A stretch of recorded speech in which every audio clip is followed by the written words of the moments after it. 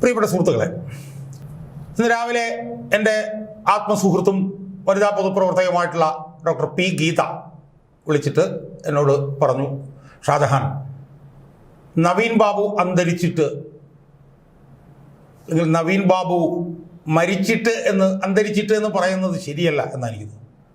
ഞാൻ നിരന്തരമായിട്ടുള്ളൊരു സമയം നവീൻ ബാബു കൊല്ലപ്പെട്ടിട്ട് ഇന്ന് ഒക്ടോബർ 15 ഒരു വർഷമാവുകയാണ് എന്ന് പി ഗീതയിൽ സത്യം പറഞ്ഞാൽ എനിക്ക് എന്ത് വികാരമാണ് നേരം തോന്നിയത് എന്ന് എനിക്ക് പറയാൻ വയ്യ. കാരണം ഞാൻ എൻ്റെ യൂട്യൂബ് ചാനൽ തുടങ്ങിയതിന് ശേഷം കഴിഞ്ഞ 4 വർഷക്കാലത്തിനുള്ളിൽ എൻ്റെ മനസ്സിനെ ഏറ്റവും അധികം മഥിച്ച ഒരു സംഭവം ഏതാണ് എന്ന് ചോദിച്ചാൽ അത് നവീൻ ബാബുവിൻ്റെ മരണമാണ് എന്ന് എനിക്ക് സംശയലേശമന്യേ എനിക്ക് പറയാൻ കഴിയും. ഒരുപാട് സംഭവങ്ങൾ അതിൻ്റെ ഇടയിൽ വേറെ വന്നപ്പോൾ സിദ്ധാർത്ഥൻ്റെ കൊലപാതകം, അതിനെ മരണമെന്ന് ഞാൻ പറയില്ല, കൊലപാതകം, ഒരുപാട് പോലീസ് മർദ്ദനങ്ങൾ, ഒരുപാട് കാര്യങ്ങളൊക്കെ വന്നു. പക്ഷെ എന്താണ് എന്ന് എനിക്കറിയില്ല. എൻ്റെ മനസ്സിനെ ഏറ്റവും കൂടുതൽ മഥിച്ച ഒരു സംഭവം നവീൻ ബാബുവിൻ്റെ മരണമായിരുന്നു. കണ്ണൂരിലെ ADM ആയിരുന്നു, സത്യസന്ധനായിരുന്നു, റവന്യൂ വകുപ്പിലെ തന്നെ ഏറ്റവും സത്യസന്ധനും സൽഗുണ സമ്പന്നനുമായിട്ടുള്ള ഉദ്യോഗസ്ഥനായിരുന്നു, വളരെ മാന്യനായിരുന്നു, കുടുംബം മാത്രമായി ജീവിക്കുന്ന ഒരു മനുഷ്യനായിരുന്നു. ആ മനുഷ്യൻ്റെ ജീവിതത്തിൽ ഭാര്യയും മക്കളും 2 പെൺമക്കളും മാത്രമേ ഉണ്ടായിരുന്നുള്ളൂ. കുടുംബത്തിന് വേണ്ടി ജീവിച്ചുകൊണ്ടിരുന്ന ഒരു മനുഷ്യനായിരുന്നു. ആ മനുഷ്യൻ ഒക്ടോബർ 15 രാവിലെ അദ്ദേഹത്തിൻ്റെ ക്വാർട്ടേഴ്സിൽ തൂങ്ങി നിൽക്കുന്നതായി കണ്ടു. സത്യത്തിൽ ആ സംഭവമാണ് എന്നെ ഏറ്റവും കൂടുതൽ എൻ്റെ മനസ്സിനെ മഥിച്ചത് എന്ന് പറയാൻ എനിക്ക് യാതൊരു മടിയില്ല. പലപ്പോഴും ഞാൻ പറഞ്ഞിട്ടുണ്ട് എൻ്റെ പ്രേക്ഷകരോട്, ഏതാണ്ടൊരു 50ഓളം വീഡിയോകൾ ഞാൻ ആ വിഷയത്തിൽ ചെയ്തിട്ടുണ്ട്. ഒരുപക്ഷെ ഏതെങ്കിലും ഒരു വിഷയത്തിൽ ഞാൻ ഏറ്റവും കൂടുതൽ വീഡിയോകൾ ചെയ്തത് ഏത് വിഷയമാണ് എന്ന് ചോദിച്ചാൽ അത് നവീൻ ബാബുവിൻ്റെ കൊലപാതകവുമായി ബന്ധപ്പെട്ടിട്ടുള്ള വീഡിയോകളായിരിക്കും എന്ന് എനിക്ക് ഉറപ്പിച്ചു പറയാം. ഒരിക്കലും ഞാൻ മരണം അല്ലെങ്കിൽ തൂങ്ങി മരണം എന്ന് ഞാൻ പറയില്ല. തൻ്റെ ഔദ്യോഗിക ജീവിതത്തിൽ കറുത്ത പാടായി മാറുന്ന ഒരു സംഭവവും നവീൻ ബാബുവിൻ്റെ ജീവിതത്തിൽ ഉണ്ടായിട്ടില്ല. നവീൻ ബാബു തീർത്തും കളങ്കരഹിതമായിട്ടുള്ള പശ്ചാത്തലമുള്ള ഒരു ഉദ്യോഗസ്ഥനായിരുന്നു. അഴിമതിക്കെതിരെ വിട്ടുവീഴ്ചയില്ലാത്ത നിലപാടെടുക്കുന്ന ഒരു ഉദ്യോഗസ്ഥനായിരുന്നു. അദ്ദേഹത്തിൻ്റെ യാത്രയയപ്പ് ചടങ്ങിൽ അവിടുത്തെ ജില്ലാ പഞ്ചായത്ത് പ്രസിഡൻ്റായിരുന്ന ഒരു സ്ത്രീ, ഒരു സ്ത്രീ എന്ന് ഞാൻ അവരെ പറയുന്നില്ല, അവരുടെ പേര് പോലും ഞാൻ പറയുന്നില്ല, കാരണം അത്രയ്ക്ക് അഹങ്കാരിയും അത്രയ്ക്ക് താൻ പ്രമാണിത്വവുമുള്ള ഒരു സ്ത്രീയാണ് അവരിപ്പോൾ ഇട്ടുകൊണ്ടിരിക്കുന്ന ഫേസ്ബുക്ക് പോസ്റ്റുകളൊക്കെ കണ്ടു കഴിഞ്ഞാൽ ഇംഗ്ലീഷിൽ പറഞ്ഞാൽ നോസിയേറ്റിംഗ് ആയിട്ട് നമുക്ക് ഫീൽ ചെയ്യും, ഛർദ്ദിക്കാൻ വരും നമുക്ക്. അതുപോലത്തെ വൃത്തികെട്ട ഹീനമായിട്ടുള്ള നീചമായിട്ടുള്ള പോസ്റ്റുകൾ ഇടുന്ന ഒരു സ്ത്രീയാണ് അവരുടെ പേര് ഞാൻ പറയുന്നില്ല, കാരണം ഞാൻ അവരുടെ പേര് ഉച്ചരിക്കില്ല. അവർ വന്നെന്തോ മോശമായി സംസാരിച്ചു, എന്നിട്ടത് വ്യാപകമായി പ്രചരിപ്പിച്ചു, അതിൽ മനംനൊന്ത് ആത്മഹത്യ ചെയ്തു എന്നാണ് CPMൻ്റെ ആളുകൾ പറഞ്ഞു പരത്താൻ ശ്രമിച്ചതെങ്കിലും അദ്ദേഹം കൊല്ലപ്പെടുകയായിരുന്നു എന്നുള്ള കാര്യത്തിൽ ആരും തർക്കവുമില്ല. കാരണം കണ്ണൂർ ജില്ലയിലെ CPMൻ്റെ നേതൃത്വത്തിൽ CPMൻ്റെ ഉന്നത നേതാക്കന്മാരുടെ ഒട്ടേറെ അവിഹിതമായിട്ടുള്ള സ്വത്ത് സമ്പാദനവുമായി ബന്ധപ്പെട്ട വിഷയത്തിൽ കടുകിട വിട്ടുവീഴ്ചയില്ലാത്ത നിലപാടെടുത്ത ആളായിരുന്നു നവീൻ ബാബു.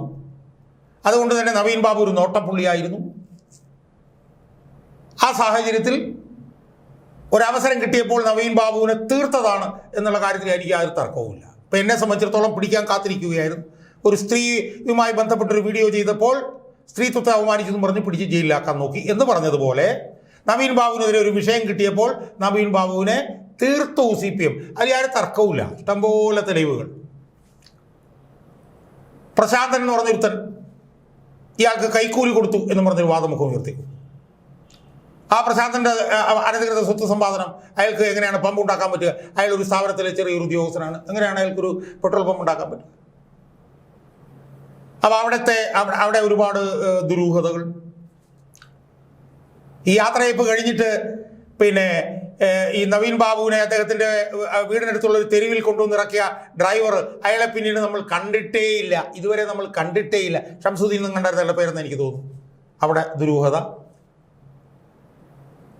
അയാൾ തൂങ്ങി മരിച്ചെടുത്ത് തൂങ്ങി മരിച്ചു എന്ന് പറയുന്നിടത്ത് ഒരുപാട് ദുരൂഹത. അയാൾ ആ മരണവുമായി ബന്ധപ്പെട്ടുകൊണ്ട് തന്നെ ഒട്ടേറെ ദുരൂഹതകൾ ഈ നവീൻ ബാബുവിൻ്റെ ഭാര്യ മഞ്ജുഷയ്ക്ക് വേണ്ടി കേസ് വാദിച്ച അഡ്വക്കേറ്റ് ജോൺ റാൽഫ് പുറത്തുകൊണ്ടതിനെ കുറിച്ചിട്ട് ഞാൻ എനിക്ക് തോന്നുന്നു 5-6 വീഡിയോകൾ ഞാൻ ചെയ്തിട്ടുണ്ട്. ദശാംശങ്ങളിലേക്കൊന്നും ഞാൻ പോകുന്നില്ല. അതുപോലെ തന്നെ നവീൻ ബാബുവിൻ്റെ ഭാര്യയും സഹോദരനൊക്കെ വരുന്നതിന് മുമ്പ് പോസ്റ്റ്മോർട്ടം നടന്നത് ഒട്ടേറെ ദുരൂഹതകൾ, അദ്യാവസാനം ദുരൂഹതകൾ മാത്രം നിറഞ്ഞതായിരുന്നു നവീൻ ബാബുവിൻ്റെ മരണം. അങ്ങനെ ആ വിഷയത്തിൽ ഞാൻ വീഡിയോ ചെയ്യാൻ ആരംഭിച്ചു. നവീൻ ബാബുവിൻ്റെ ഭാര്യ മഞ്ജുഷ ഹൈക്കോടതിയിൽ CBI അന്വേഷണം ആവശ്യപ്പെട്ട് ചെന്നു. എനിക്ക് ഓർമ്മയുണ്ട്, കൗസർ ഇടപ്പകത്ത് എന്ന് പറഞ്ഞ ന്യായാധിപന്റെ ബെഞ്ചിൽ വന്നു. അദ്ദേഹം അത് എടുത്ത് ചവിട്ടോട്ടയിലിട്ട് കളയുന്ന പോലെ കളഞ്ഞു. പോലീസിൽ അദ്ദേഹത്തിൻ്റെ വിശ്വാസം അർപ്പിച്ചു. അത് തള്ളി. അതിനുശേഷം ഡിവിഷൻ ബെഞ്ചിൽ പോയി. PB സുരേഷ് കുമാറും ജോസി സെബാസ്റ്റ്യനും അടങ്ങുന്ന ഡിവിഷൻ ബെഞ്ചിന് മുമ്പിലേക്ക് പോയി.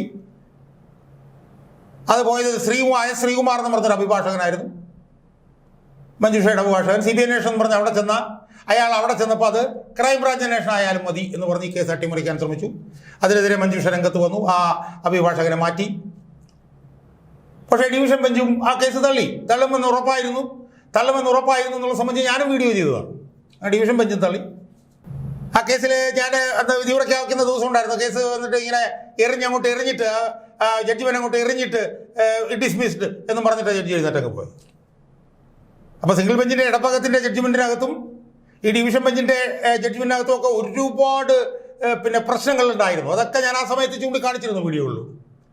അതിനുശേഷം അത് സുപ്രീം കോടതിയിൽ ചെന്നു. സുപ്രീം കോടതിയിൽ ചെന്നപ്പോൾ ഒരു ഡിവിഷൻ ബെഞ്ചിലേക്കാണ് പോയത്. പക്ഷേ അതിനകത്തൊരു മലയാളി ഉണ്ടായിരുന്നു, വിനോദ് ചന്ദ്രൻ, കേരള ഹൈക്കോടതിയിൽ ഉണ്ടായിരുന്ന ഒരു മലയാളി ജഡ്ജി. അവരത് കേൾക്കാൻ പോലും താല്പര്യം കാണിച്ചില്ല. അവരെടുത്ത് ദൂരെ കളഞ്ഞു. അപ്പോൾ ഹൈക്കോടതി സിംഗിൾ ബെഞ്ച് തള്ളി, ഡിവിഷൻ ബെഞ്ച് തള്ളി, സുപ്രീം കോടതിയും തള്ളി. അന്ന് ഞാനൊരു വീഡിയോ ചെയ്തു. അന്ന് ഞാൻ ചെയ്തിട്ട് പറഞ്ഞു, ഇതിവിടെ അവസാനിക്കുന്നില്ല, ജനകീയ കോടതിയിൽ മാത്രമേ ഇത് അവസാനമായി തീരുമാനിക്കപ്പെടൂ എന്ന് ഒരു വീഡിയോ ചെയ്തെനിക്ക് ഓർമ്മ. അതിനിടയിൽ എത്ര വീഡിയോകൾ ചെയ്തു. എന്തായാലും സുഹൃത്തുക്കളെ, സുപ്രീം കോടതിയിൽ കേസ് തള്ളിയിട്ടും നവീൻ ബാബുവിൻ്റെ ഭാര്യ മഞ്ജുഷ നിയമ പോരാട്ടം അവസാനിപ്പിച്ചില്ല. ഇച്ഛാശക്തിയുള്ള സ്ത്രീയായിരുന്നു അവര്. എല്ലാവരും പറഞ്ഞു തീർന്നു, സുപ്രീം കോടതിയും തള്ളി തീർന്നു എന്ന് പറഞ്ഞു. അവർ പക്ഷേ പോയില്ല. അവർ കീഴ്ക്കോടതിയിൽ പോയി. കേരളത്തിലെ പോലീസ് അതെന്ത് ചെയ്യുമായിരുന്നുള്ളത് നമുക്ക് എല്ലാവർക്കും അറിയാമായിരുന്നല്ലോ. കാരണം കണ്ണൂരിലെ CPM നേതാക്കളുമാരുമായി ബന്ധപ്പെട്ട വിഷയമാണല്ലോ. അതിൽ PP ദിവ്യയെ മാത്രം പ്രതിയാക്കിക്കൊണ്ട് കുറ്റപത്രം സമർപ്പിച്ചു കീഴ്ക്കോടതിയിൽ, അഡീഷണൽ സെഷൻസ് കോടതിയിലും മറ്റാണെന്ന് തോന്നുന്നു. മഞ്ജുഷ പോരാട്ടം അവസാനിപ്പിച്ചില്ല.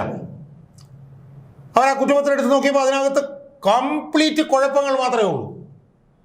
അവരിപ്പോൾ ആ കുറ്റപത്രത്തിൽ 13 പ്രശ്നങ്ങളുണ്ട് എന്ന് പറഞ്ഞുകൊണ്ട് അവരിപ്പോൾ തുടരന്വേഷണം ആവശ്യപ്പെട്ടുകൊണ്ട് അഡീഷണൽ സെഷൻസ് കോടതിയിൽ നിൽക്കുകയാണ്. ഡിസംബർ 16 ആ കേസ് വരുമെന്നാണ്.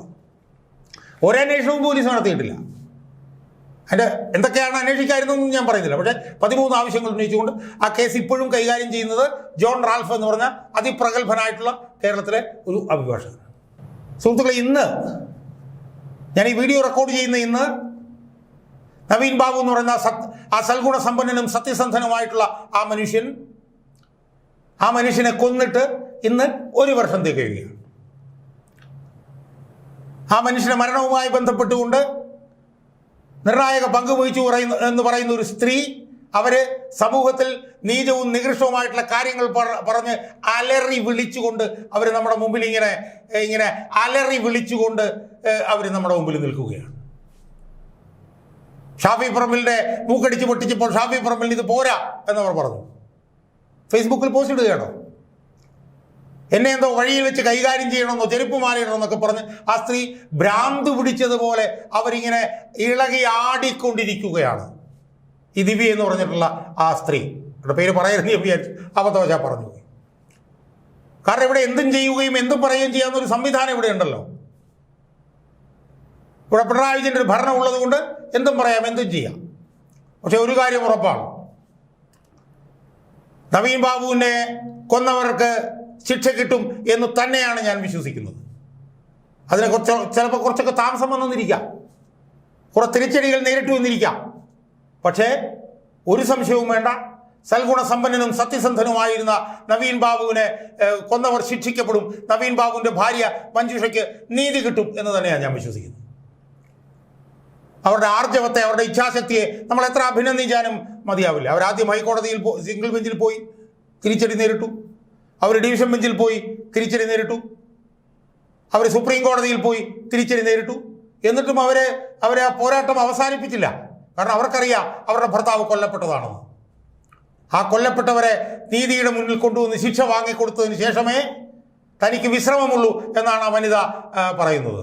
അതിൻ്റെ ഭാഗമായിട്ടാണ് അവരിപ്പോഴും കേസുമായി അവർ മുന്നോട്ട് പോയിക്കൊണ്ടിരിക്കുന്നത്. അതുകൊണ്ട് അവരെ പിന്തുണയ്ക്കുക എന്നുള്ളതാണ് പൊതുമണ്ഡലം ചെയ്യേണ്ട ഏറ്റവും പ്രധാനപ്പെട്ട ഒരു കാര്യം. അവർ രാവിലെ ഒരു പത്രപ്രതിനിധികളോട് സംസാരിക്കുന്നത് കേട്ടു. തൻ്റെ കൂടെ നിന്ന് എല്ലാവർക്കും അവർ നന്ദി പ്രകാശിപ്പിക്കുന്നത് കേട്ടു.